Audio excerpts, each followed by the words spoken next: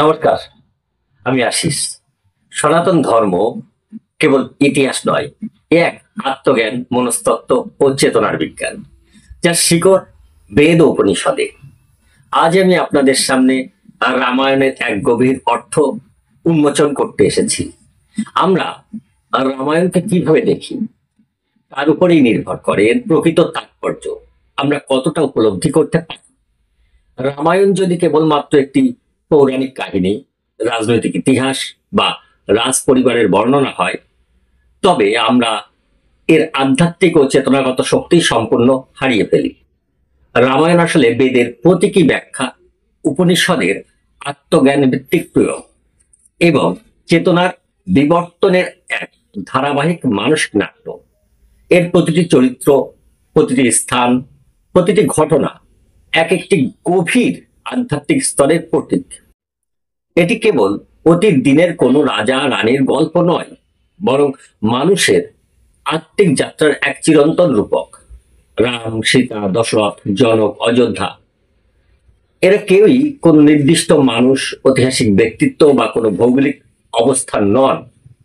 এরা হলেন রাম, আত্মার প্রকাশ, পরম চৈতন্য; সীতা, চেতনার ভূমি থেকে উদ্ভূত শক্তি, বিশুদ্ধ আত্মিক উপলব্ধি; দশরথ, 10 ইন্দ্রিয় এবং দেহরূপ রথ; জনক, দেহ অতিক্রমকারী আত্মজ্ঞাত চেতনা, যিনি দেহাতীত স্তরে অবস্থান করেন; অযোধ্যা, দেহ চেতনার রাজ্য, যেখানে আত্মা অধিষ্ঠান করে। আসুন একে একে প্রতিটি চেতনাগত প্রতীককে বেদ ও উপনিষদের নির্দিষ্ট মন্ত্রের আলোকে বিশ্লেষণ করি।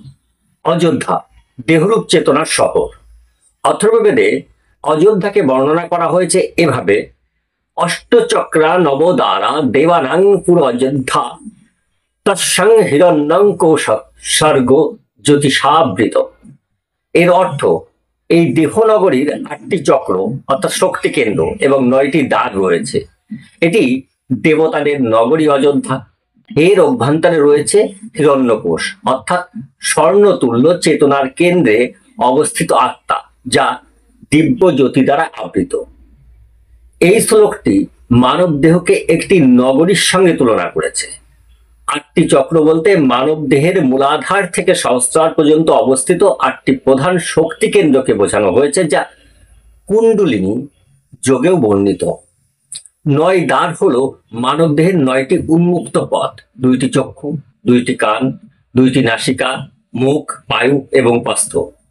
এই দ্বারগুলো দিয়ে বাইরের জগতের সঙ্গে দেহের সংযোগ ঘটে। আর হিরণ্যকোষ হলো হৃদয়স্থ চৈতন্য বা আত্মা, যা দিব্য জ্যোতিতে আবৃত থাকে। এটি আত্মার প্রকৃত আবার, যেখানে পরম আনন্দ বিদ্যমান।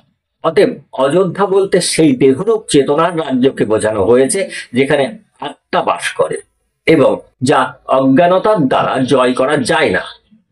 রামের জন্ম এই চেতনার ক্ষেত্রে, যা আত্মার উচ্চতর চেতনায় জন্মকে নির্দেশ করে। এটি কোনো ভৌগোলিক স্থানের জন্ম নয়, বরং আত্মার স্বরূপে আত্মপ্রকাশ। এবার দশরথ। দশরথ হল 10 ইন্দ্রিয় দ্বারা চালিত রথ। কঠোপনিষদের শ্লোকে দশরথকে প্রতীকী অর্থে ব্যাখ্যা করা হয়েছে: আত্মনাং রথিনাং বৃদ্ধি, শরীরং রথমেবতু, বুদ্ধিং তু সারথিং বৃদ্ধি, মন প্রগ্রহমেব চ। এর অর্থ, আত্মাকে রথের যাত্রী বলে জানো, শরীরকে রথ বলে, বুদ্ধিকে রথের চালক অর্থাৎ সারথি বলে জানো এবং মনকে লাগাম বলে মনে করো। এখানে দশরথ বলতে 10 অর্থাৎ 10টি ইন্দ্রিয়, 5টি জ্ঞানেন্দ্রিয় এবং 5টি কর্মেন্দ্রিয়। 5টি জ্ঞানেন্দ্রিয় চোখ, কান, নাক, জিভ, ত্বক, এবং 5টি কর্মেন্দ্রিয় হাত, পা, বাক, মলদ্বার এবং প্রজনন অঙ্গ। এই 5টি জ্ঞানেন্দ্রিয়, 5টি কর্মেন্দ্রিয় দ্বারা চালিত শরীররূপ রথকে বোঝানো হয়েছে। আমাদের এই পার্থিব শরীরটি একটি রথের মতো, যা আত্মার বাহন। মন ইন্দ্রিয়গুলিকে লাগামের মতো নিয়ন্ত্রণ করে, আর বুদ্ধি সারথির মতো মনকে সঠিক পথে চালিত করে। দশরথ হলেন সেই দেহযন্ত্র বা আত্মাকে বহন করে। রামের জন্ম দশরথে মানে আত্মার দেহ ধারণ করা বা দেহে চৈতন্যের প্রকাশ ঘটানো। যখন ইন্দ্রিয় ও মন যথাযথভাবে নিয়ন্ত্রিত হয়, এটি আত্মার পার্থিব যাত্রার সূচনা। এবার জনক বিদেহী, দেহসীমা পেরিয়ে জ্ঞানপ্রাপ্ত চেতনা। বৃহদারণ্যক উপনিষদে জনককে এইভাবে বর্ণনা করে, জনকও হোক ওই দেহ।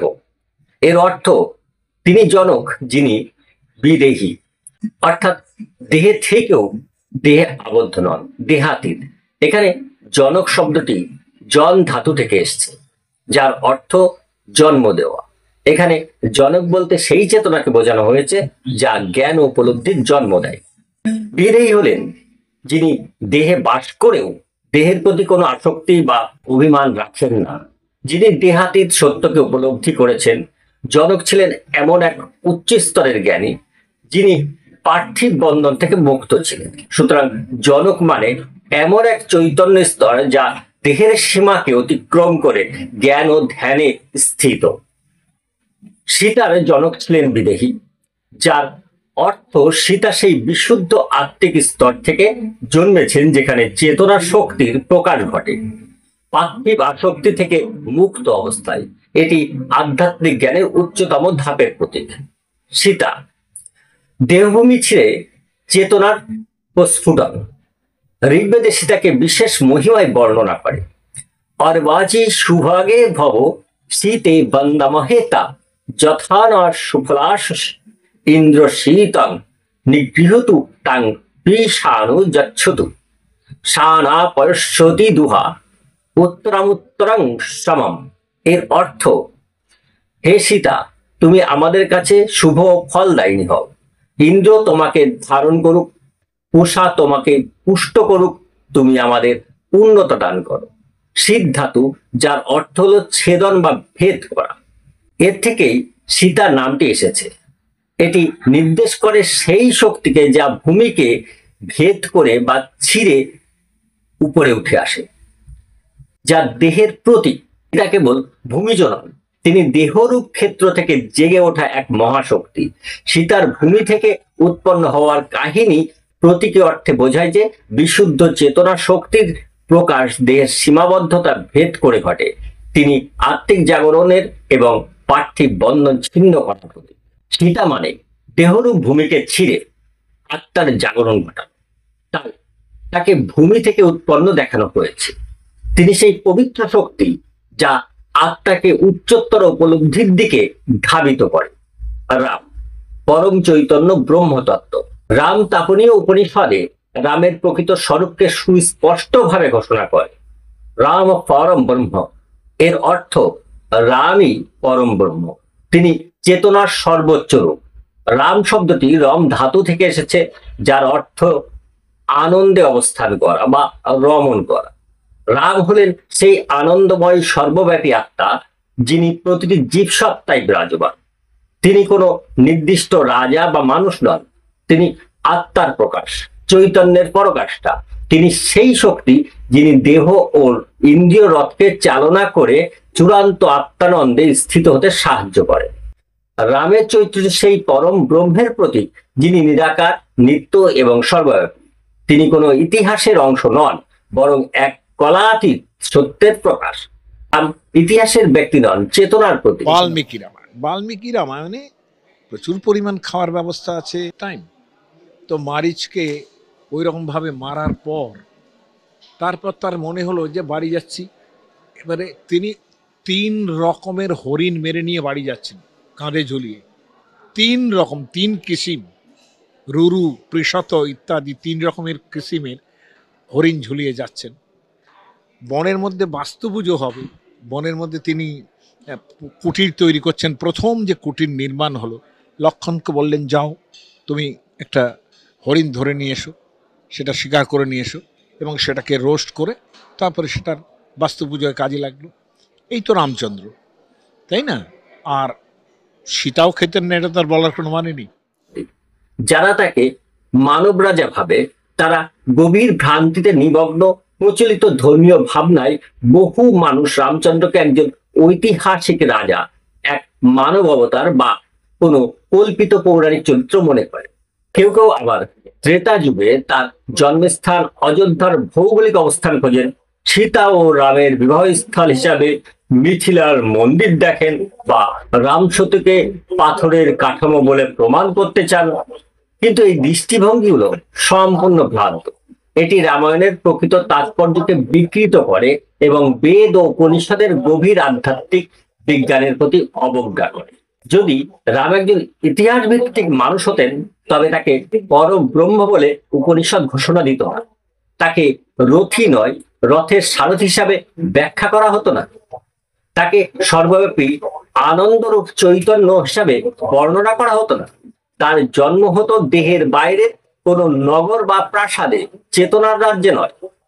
ঋগ্বেদের মন্ত্রে সীতার দেহভূমি ছিঁড়ে আত্মার প্রস্ফুটনের শক্তি বলে স্বীকৃত থাকতো না।